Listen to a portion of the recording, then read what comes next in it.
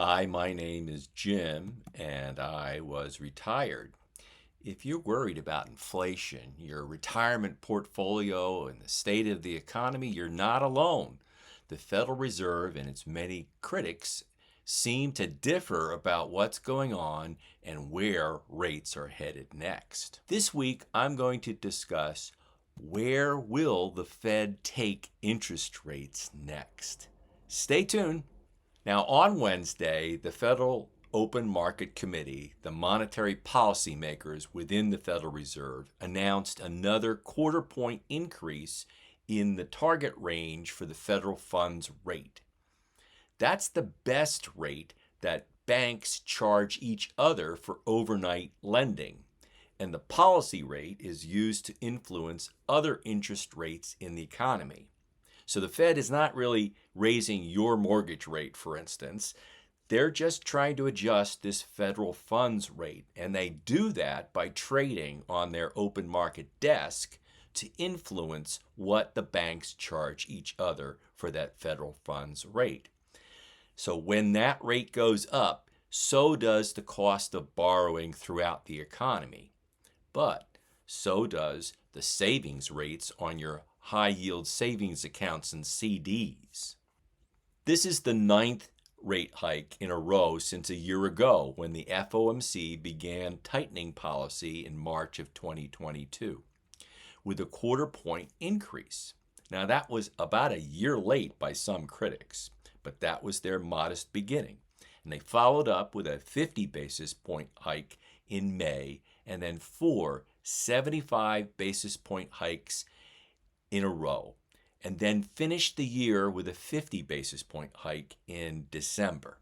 And so far this year, they've increased 2 quarter point moves in February and now in March to bring the upper limit of the federal funds range to 5%. Now, when we see that as savers, we should think about what that will do to opportunities for CDs and high yield savings accounts in the coming months. Keep in mind that at 5% is still below the last reading of the Fed's preferred inflation measure, the Personal Consumption Expenditures, or PCE price index. In January, that was 5.4%. The Cleveland Fed's nowcast suggests that the February PCE reading, which will be announced next Friday, will come in at about 5.1%. And then the March reading, which won't be announced until the end of April, may come in around 4.4%. Now, if those numbers come in as expected, then finally the Fed funds rate would be above the inflation reading. And that's a real Fed funds rate, and that means we have a chance to contain inflation. But if the PCE numbers flatten out like the core consumer price index numbers did, which is a proxy for it, then we may need that quarter point hike in May to get above inflation. Now, history from the 70s and the early 80s show the problem with stopping and stalling in a fight with inflation. Now, a lot of people have complained that this tightening cycle was too fast, and I've seen some charts in the Wall Street Journal that I'll show you in a moment. As I mentioned, the Wall Street Journal and a couple other sources have used a chart similar to this to show how steep this tightening cycle has been compared to past, but they don't include the Volcker years in the 70s. And I've pointed it out a couple times on my Twitter feed.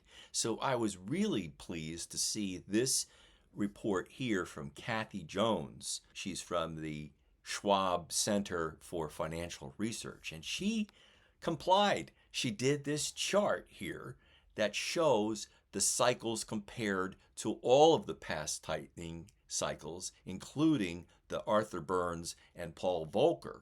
And if you notice this 70s here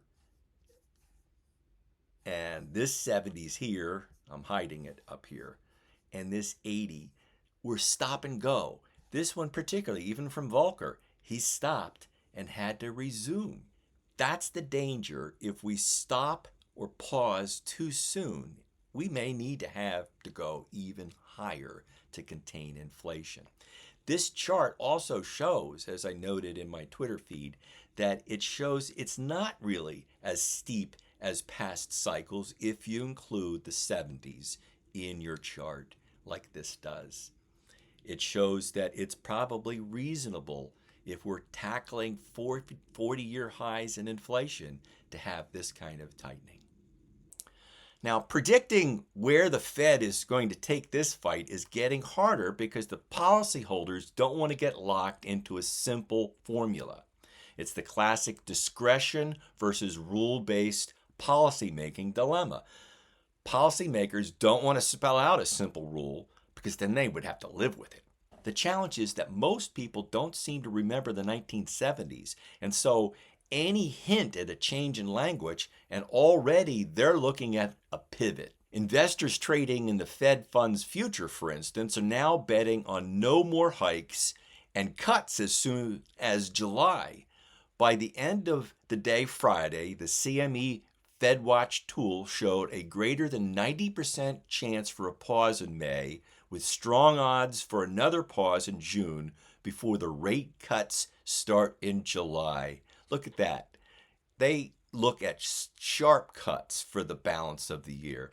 And if that's the case, and inflation gets above that again, we're going to miss the opportunity to control inflation.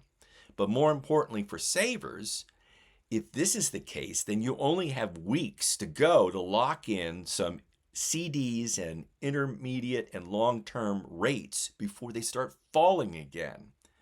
But this is the page on the CME FedWatch tool that shows the Fed's dot plot from the March of economic projections, with the light blue dots there as the median projection. 94% of the policyholders are looking at a 5.1% rate at the end of this year.